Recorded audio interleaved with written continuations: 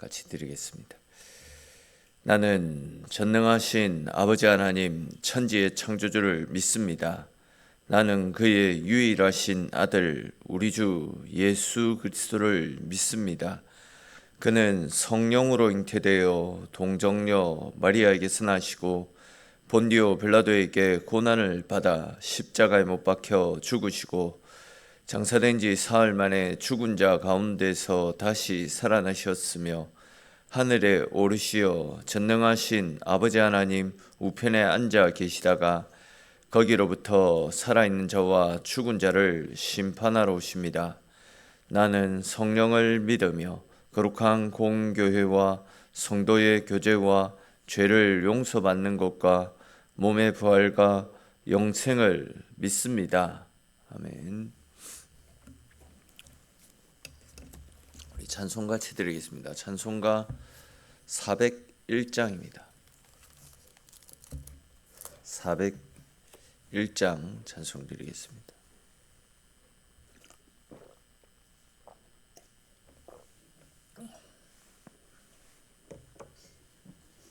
(401장) 찬송 드립니다. 주의 곁에 있을 때 마음이 든든하오니 주여 내가 살 동안 인도하여 주소서. 주여 나를 인도하소서.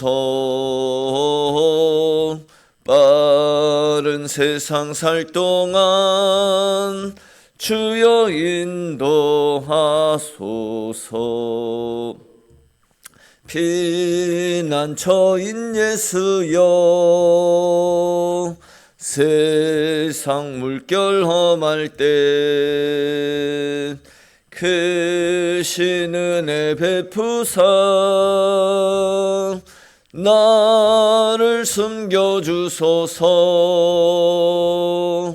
주여 나를 인도하소서. 빠른 세상 살 동안 주여 인도하소서. 세상 풍파 지난 후 영화로운 나라와 눈물 없는 곳으로 들어가게 하소서. 주여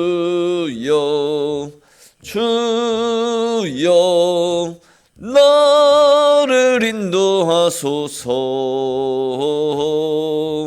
빠른 세상 살 동안 주여 인도하소서. 아멘.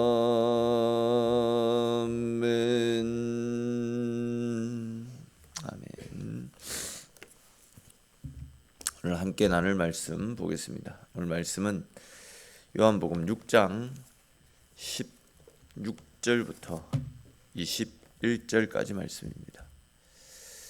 요한복음 6장 16절에서 21절까지 말씀 한 절씩 읽고 21절을 같이 읽겠습니다. 요한복음 6장 16절에서 21절입니다. 저물매 제자들이 바다에 내려가서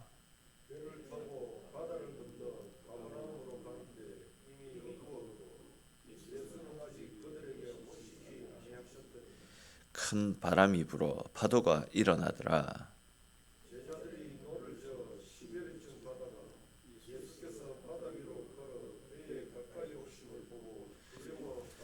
이르시되 내니 두려워 말라 하신대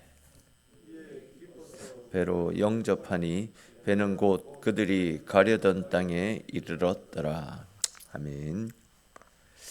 우리가 어제 살펴본 것처럼 예수님께서 물고기 2마리 그리고 보리떡 5개를 가지고 5천 명을 먹이셨던 그 엄청난 기적을 보여주셨습니다. 그렇게 되자 이제 우리 읽지는 않았지만 14절, 15절에 기록되어져 있는 말씀처럼 그 표적을 직접 체험했던 사람들 사이에서 예수님을 왕으로 세우려는 이상한 기류가 생겨나기 시작했습니다. 즉 오병이어의 표적을 체험했던 사람들 사이에서 이런 기적과 능력을 일으키시는 분이 우리의 왕이 된다면 이제 우리가 더 이상 이런 배고픔의 문제 때문에 고생을 안 해도 되지 않겠느냐. 또 이 정도의 능력을 가지고 계신 분이라면 우리를 억압하고 있는 로마 정부로부터 우리들에게 자유를 줄 수 있지 않겠느냐.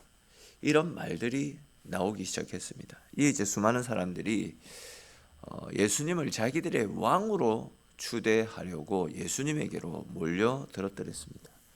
아마 이렇게 많은 군중들이 예수님을 왕으로 추대하려는 움직임을 보이자 예수님의 제자들이 아마 군중들보다도 더 흥분하지 않았을까 이렇게 생각되어집니다. 왜 그렇겠습니까? 만약 예수님이 왕이 된다면, 즉 백성들의 바람대로 그들의 왕이 되어진다면 제자들 역시도 예수님 옆에 있었으니까 어떤 높은 자리 하나, 벼슬자리 하나 얻지 않을까 하는 그런 기대감 때문에 제자들이 더 흥분을 했을 것입니다. 제자들 중에서는 그런 군중들의 소리를, 바람들을 예수님께 전해주면서 예수님 보십시오. 저렇게 많은 사람들이 예수님을 왕으로 추대하고 싶어 하는데 저희들도 힘써서 예수님을 돕겠습니다. 그러니 저희들과 함께, 군중들과 함께 예루살렘으로 올라가셔서 부패한 정권을 몰아내고 이스라엘의 새로운 왕이 되어 주십시오. 그렇게 하면 안 되겠습니까? 라면서 예수님을 부추기는 그런 제자들도 분명히 있지 않았을까 싶습니다. 근데 잘 아시겠지만 예수님은 이 땅의 왕이 되시기 위해서 오신 것이 아니지 않습니까?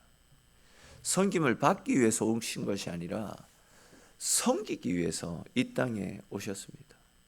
섬김도 즉 십자가를 지시고 우리가 가지고 있는 모든 죄를 사해 주시기 위해서, 즉 우리를 위한 희생 제물로 섬기기 위해서 이 땅에 오신 것이지 한 나라의 왕이 되고자 하는 인간적인 욕심으로 이 땅에 오신 것이 아니지 않습니까? 또한 예수님께서 12 제자를 세우셨던 이유 역시도 예수님이 십자가 사역을 감당하신 이후 하늘나라로 올라가시면 예수님을 이어서 십자가의 사역, 복음을 전하는 그 구원 사역을 감당하게 하시기 위해서, 즉 복음 사역을 위해서 제자들을 부른 것이지 한 나라의 재상이라든지 벼슬나치 그런 것들을 주기 위해서 이 땅에 오신 것은 아니었습니다. 제자들을 부른 것도 아니었습니다. 그렇기 때문에 예수님은 제자들이 더 이상 이런 세상적인 어떤 욕심 때문에 헛바람이 들지 않게 하기 위해서 속히 제자들과 또 당신을 왕으로 삼으려고 하는 그 무리들을 분리시켜 놓기 위해서 제자들을 재촉해서 배에 태우시고는 급히 건너편으로 건너가게 하시는 것을 오늘 말씀 속에서 볼 수 있습니다. 자, 그런데 보시면 지금 제자들은 예수님의 말씀을 따라서 배를 타고 가버나움으로 건너가고 있었습니다. 그리고 이제 날이 저물어 가고 있었습니다. 근데 이제 예수님께서 제자들 가운데로 오시지 않고 있는 상황이었습니다. 그러니까 이제 예수님은 무리들을 피해서 제자들을 먼저 배에 태워서 가버나움으로 가게 하셨고, 또 예수님은 그곳에 남아서 피해서 군중들을 피해서 기도하고 있던 그런 중이었습니다. 지금 다 분리가 된 상황입니다. 근데 이제 18절 말씀 보시면 제자들이 타고 있는 그 배 위로 갑자기 큰 바람이 불고 파도가 요동치는 장면을 볼 수 있습니다. 오늘 본문과 병행 구절인 마태복음 14장 24절 말씀을 보시면 배가 이미 육지를 수리나 떠나서 바람이 거스름으로 물결로 말미암아 고난을 당하였다. 뭐 이런 식으로 이 당시의 상황을 묘사하고 있습니다. 즉 제자들이 탄 배 위에 바람이 불고 또 물결이 거세어서 그들이 배 위에서 심한 고통을 겪고 있었다, 그런 이야기입니다. 근데 이제 오늘 본문 19절 말씀을 보시면 그렇게 바람이 불어서 물살이 거센 바다 위를 걸어서 예수님께서 제자들이 타고 있는 배 근처로 오시는 장면을 볼 수 있습니다. 근데 그 모습을 보고 제자들은 유령이 물 위로 걸어오고 있다, 이런 착각을 하고 지금 매우 두려워 떨고 있는 중이었습니다. 근데 여러분 한번 생각해 보십시오. 조금 전만 하더라도 제자들은 예수님께서 보이셨던 오병이어의 기적을 통해서 엄청난 은혜를 받아 누렸습니다. 또 물고기 2마리, 보리떡 5개를 가지고 사람들에게 나누어 주는데 나누어 주고 또 나누어 주고 또 나누어 주어도 고기와 그 음식이 줄어들지 않고 있는 말도 안 되는 상황이 일어나고 있는 겁니다. 또 그 모습을 옆에서 지켜보고 있던 사람들이 한호성을 지르고 예수님을 높이면서 그곳이 뭐 거의 축제장이었을 것입니다. 그런 분위기 속에서 자기들이 예수님의 제자다라는 이 사실에 제자들이 얼마나 가슴 뿌듯했겠습니까? 얼마나 어깨에 힘이 들어가고 기분도 업이 되어져 있었겠습니까? 또한 그런 예수님을 보고 사람들이 예수님을 왕으로 추대하려고 할 때에는 예수님은 왕이 되고 또 자기들은 예수님을 등에 업고 높은 벼슬자리 하나 얻을 수 있을 것이다 라는 그런 기대감을 가지고 즉 자신들의 보랏빛 미래를 상상하면서 굉장히 기분 좋은 시간들을 보내고 있었을 것입니다. 어쩌면 이제 예수님과 떨어져서 배를 타고 가버나움으로 가는 내내 자기들끼리 삼삼오오 앉아가지고 그런 이야기들을 주고받으면서 신이 나서 뭐 하늘 위를 걸어 다니는 그런 기분 속에서 배를 타고 있었을 것입니다. 그런데 지금 그랬던 그들에게 어떤 일이 일어나고 있습니까? 그들이 타고 가는 배 위로 바람이 불고 거센 파도가 휘몰아치고 있습니다. 조금 전에 기분이 업되고 하늘 위를 나르는 그런 기분들은 뒤로 한 채 이제는 살려달라라고 소리를 지르고 생명을 구걸하고 있는 진짜 아수라장이 되었을 것입니다. 분명 지금 제자들은요, 예수님의 말씀을 따라 배를 탔습니다. 말씀에 순종해서 그 무리들, 예수님을 왕으로 추대하고 자기들을 높여주는 그 무리들로부터 예수님의 말씀을 따라서 분리된 상황 아닙니까? 근데 이제 말씀을 따라 배에 올라탔는데 말씀을 따라 그 무리들을 떠나온 상황인데 풍랑이 일고 바람이 불고 목숨까지 위협을 받고 있는 이런 극한 상황에 내몰렸습니다. 진짜 이 제자들 입장에서는 기가 막히지 않습니까? 뭐 계속 말씀드렸던 부분이지만 사실 많은 사람들이 생각할 때 예수님의 말씀을 따라 순종하고 믿음으로 살아가게 되면 아무런 문제도 아무런 아픔도 아무런 어려움도 생겨나지 않고 그냥 평탄대로를 걸어갔으면 좋겠다, 이런 마음들이 가득할 것인데 지금 제자들은 예수님의 말씀을 따라 배를 타고 가버나움으로 건너가고 있는 상황입니다. 예수님의 말씀을 따라 자기들이 높아질 수 있는, 자기들을 높이고 있는 군중들을 떠나서 분리된 곳으로 가고 있는 상황 아닙니까? 근데 지금 그들이 탄 배 위로 바람이 불고 풍랑이 일어서 중내산에 이런 분위기가 펼쳐지고 있습니다. 말씀을 따라 움직였으면 더 좋고 더 신나고 더 유익한 분위기가 일어나야 될 것 같은데 아니 말씀을 따라왔는데도 불구하고 지금은 오히려 그들이 공경에 빠져 있는 상황입니다. 그러니까 예수님을 믿고 말씀대로 순종하며 나름 믿음대로 살아가더라도 이렇게 풍랑이 찾아올 수 있고 어려움도 아픔도 찾아올 수 있다라는 것을 발견하게 됩니다. 다시 말해서 나는 예수 믿고 행복한 일들만 가득했으면 좋겠는데 실제로 우리의 삶 가운데서는 그것이 아니라 예수님의 제자들처럼 목숨의 위협을 느낄 정도로 큰 어려움을 만날 수 있다는 거죠. 그런데 오늘 말씀에서 사도 요한은 그럴 때 일수록 우리에게 믿음이 더욱더 필요하다라는 사실을 우리에게 이야기하고 있습니다. 즉 믿음이라는 것은 아무 문제 없는 평탄한 길을 걸어가는 것이 아닙니다. 말씀을 붙들고 있음에도 불구하고 바람이 불 때 그때에도 끝까지 주님을 놓지 않는 것, 이것이 바로 믿음이라는 겁니다. 순종의 길 위에 풍랑이 일어날 때마다 내가 뭘 잘못했나?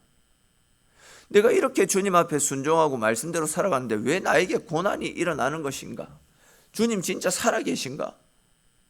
이렇게 자책하고 원망하고 물러서지 말고 내가 당하고 있는 이 풍랑 가운데, 고통 가운데도 주님이 함께하고 계시다라는 확신과 믿음을 가지고 끝까지 주님을 붙잡고 살아가는 겁니다. 그럴 때 비로소 우리는 상황에 무너지는 신앙이 아니라 풍랑 위에서도 주님을 맞이하는 성숙한 믿음의 사람으로 더욱더 성장해 갈 수 있게 되는 겁니다. 이어지는 19절 말씀을 보십시오. 이런 사실을 이야기하고 있습니다. 제자들이 노를 저어 25리나 30리쯤 갔을 때에 바다 위로 걸어 배에 가까이 오시는 예수님을 보고 무서워하였다. 이렇게 말씀하고 있습니다. 그러자 이제 예수님께서 두려워하고 있는 제자들에게 뭐라고 하십니까? 내니 두려워하지 말라. 내니 두려워하지 말라. 이렇게 말씀하시는 것을 볼 수 있습니다. 그리고 이제 21절을 보시면 제자들이 예수님을 기쁘게 배로 영접하며 배는 곧 그들이 가려던 땅에 이르렀다. 이렇게 말씀을 하고 있습니다. 근데 우리가 이 부분에 기록되어져 있는 이 말씀의 순서를 유심히 살펴볼 필요가 있습니다. 파도가 잔잔해졌다. 이 말씀이 먼저 나오지 않습니다. 또 바람이 멈추었다. 이런 설명도 없습니다. 다만 예수님을 배에 모셨더니 그들이 가려던 곳에 이르게 되었다. 이렇게 말씀하고 있습니다. 이 말씀이 바로 오늘 본문에서 요한이 이야기하고자 하는 말씀의 핵심입니다. 즉 문제가 먼저 사라지는 것이 아니다라는 겁니다. 문제가 있지만 주님이 함께 하시니까 그 배가 목적지에 다다랐다. 이렇게 말씀하고 있습니다. 바람도 풍랑도 지속적으로 이어졌지만 주님이 함께 하시니까 풍랑이 있는 가운데서도 목적지에 다다랐다. 이 말씀입니다. 우리는 이 말씀을 우리의 삶에 적용시킬 수 있어야 됩니다. 앞서도 비슷한 말씀을 드렸듯이 우리 인생에도 예수님이 보이지 않는 것 같고 풍랑이 휘몰아치는 것과 같고 깊은 어둠이 찾아오는 그런 때가 분명히 있습니다. 기도는 하고 있지만 응답이 없는 시간, 또 말씀을 붙잡고 있지만 현실은 전혀 바뀌지 않는 시간, 또한 가정의 문제, 자녀의 문제와 건강의 문제, 경제의 문제, 또 이런저런 원치 않는 삶의 질고 앞에서 좌절하고 낙심할 때가 분명히 있습니다. 그럴 때 우리는 보통 이제 조금만 더 버텨보자, 조금만 더 참고 너를 저어보자, 즉 내 경험, 내 상식, 내 힘으로 이 상황을 넘겨보려고 몸부림칠 때가 많이 있습니다. 그러나 오늘 말씀에서는 그렇게 노를 젓는다라고 해서 인생의 바다가 잔잔해지는 것은 아님을 알 수 있습니다. 중요한 것은 바람이 멈추느냐, 풍랑이 멈추느냐 이것이 아니라 그런 가운데서도 예수님을 내가 타고 있는 내 인생의 배에 모시고 예수님과 함께 하느냐, 함께 하지 않느냐, 예수님을 모시느냐, 모시지 않느냐, 그것이 더 중요한 문제입니다. 예수님을 배에 모신다라는 것은 내 생각보다 주님의 말씀을 더욱더 신뢰하는 것이고 내 경험보다도 하나님이 약속하신 그 약속의 말씀을 더욱더 굳게 붙잡는 것이고 내 감정, 이리저리 요동치는 내 감정이나 환경을 의지하는 것이 아니라 주님의 절대적인 주권, 전지전능하신 주님을 절대적으로 믿고 신뢰하는 것입니다. 지금 내가 이해되지 않아도, 상황이 설명되어지지 않아도 주님께서 내니라고 말씀하시면, 내가 너와 함께 있다라고 말씀하시면 주님을 내 인생의 중심에 모셔드리는 겁니다. 그리고 주님과 함께 풍랑을 헤쳐나가는 것입니다. 그럼 혹시 지금도 어둡고 거친 바다 한가운데에 몰려있지는 않습니까? 아무리 해도 상황이 나아지지 않고 주님은 보이지 않는 것 같은 그런 절망의 순간을 느끼고 있지는 않습니까? 그렇다면 이 한 가지를 꼭 기억하십시오. 주님은 이미 우리들을 향해서 바다 위로 걸어오고 계시고 있습니다. 그리고 우리를 향해서 내니 두려워 말라, 그렇게 말씀하십니다. 그 주님을 내 인생의 배에 모시고 주님과 함께할 때에 비록 바람은 여전히 불고 파도는 남아 있다 할지라도 주님께서 우리를 건져주시고 쉴만한 물가, 푸른 초장으로 이끌어 가시는 겁니다. 그렇게 내니 두려워하지 말라라고 말씀하시는 주님을 모셔드리자 배가 그들이 가려던 곳에 도착했습니다. 풍랑이 일었고 바람은 여전히 불었지만 주님을 모시니까 아무 탈 없이 풍랑 속에서도 목적지에 도착하게 되었던 겁니다. 그러므로 여러분, 이제는 우리 역시도 더 이상 내가 뭘 하겠다라고 내 수고로 너를 젓는 수고 내려놓고 내니 라고 말씀하시는 예수님을 내 인생의 배 한가운데에 모시는 결단을 하십시오. 그리고 주님과 함께 풍랑을 헤쳐나가십시오. 그렇게 할 때 우리의 영혼도 풍랑이 일고 거칠고 우리를 넘어뜨리려고 하는 이 세상의 풍랑 가운데에서도 주님께서 이끄시는 은혜를 누리고 또 주님과 함께 주님이 열어가시는 천국의 삶, 은혜의 삶, 평안의 삶을 누리고 언제나 승리하며 인생의 목적지인 천국을 향해 쉬지 않고 달려가시는 저와 여러분들의 인생이 될 수 있기를 주님의 이름으로 축원합니다. 기도드리겠습니다. 하나님, 오늘 이 새벽도 주의 백성들 불러주시고 또한 주의 백성들과 함께 새로운 하루를 열어주심에 주님 고맙고 감사합니다. 제자들이 주의 말씀에 순종해서 배에 올라탔지만 그 배 위에도 풍랑이 일었습니다. 바람이 불었습니다. 죽을 것 같은 엄청난 위기가 그들의 인생에 휘몰아쳤습니다. 그러나 그런 그들을 내버려 두지 않으셨고 그런 그들 가운데 주님이 찾아오셨습니다. 그리고 두려워하는 그들에게 내니 두려워하지 말라라고 말씀하시며 주님께서 그들이 타고 있던 배 위에 올라오셨습니다. 그러자 풍랑이 일고 바람이 부는 가운데서도 안전하게 목적지에 도착할 수 있었던 것을 함께 살폈습니다. 우리는 인생 가운데도 제자들이 타고 있던 배 위에 풍랑이 일었던 것처럼 우리도 풍랑이 일고 거칠고 험난하고 우리를 죽음으로 내몰 것 같은 두려움들이 엄습할 때가 많이 있습니다. 그러나 그런 가운데서도 주님이 우리 곁에 다가오고 계시고 아니 우리와 함께하고 계시고 우리 인생에 머물러 계시기를 원한다라는 사실을 기억해 하시고 그런 주님을 우리의 중심에 모시고 주님께서 주신 말씀을 따라 주님과 함께 풍랑송을 헤쳐나갈 수 있도록 주님 도와주시옵소서. 주님을 우리의 중심에 모실 때에 풍랑이 일고 바람이 일고 거친 인생의 풍파가 휘몰아치더라도 주님이 계시기에 그 모든 아픔과 고통을 능히 이기며 결국은 최후 승리를 누릴 수 있다라는 사실을 믿음으로 받고 또한 그 사실대로 언제나 주님과 함께 풍랑을 헤쳐나감으로 주님이 우리에게 열어가시는 쉴만한 물가 푸른 초장에서의 삶을 늘 경험하며 살아가는 우리네 삶이 될 수 있도록 주님 함께하여 주시옵소서. 오늘 새벽에도 주님께서 우리의 힘이고 우리의 능력이시기에 힘과 능력 되시는 주님을 의지하며 새벽을 깨우는 사랑하는 주의 백성들 한 분 한 분도 다 기억하시고 기도하며 주님 찾을 때에 우리의 기도에 크고 좋은 것들로 응답하시는 너무나도 좋으신 하나님의 사랑을 새롭게 누리며 돌아가는 귀한 시간 되어지도록 우리 주님 함께 하시고 붙잡아 주시기를 소망하옵고 모든 말씀 살아계신 우리 주 예수님의 이름으로 기도드립니다. 아멘.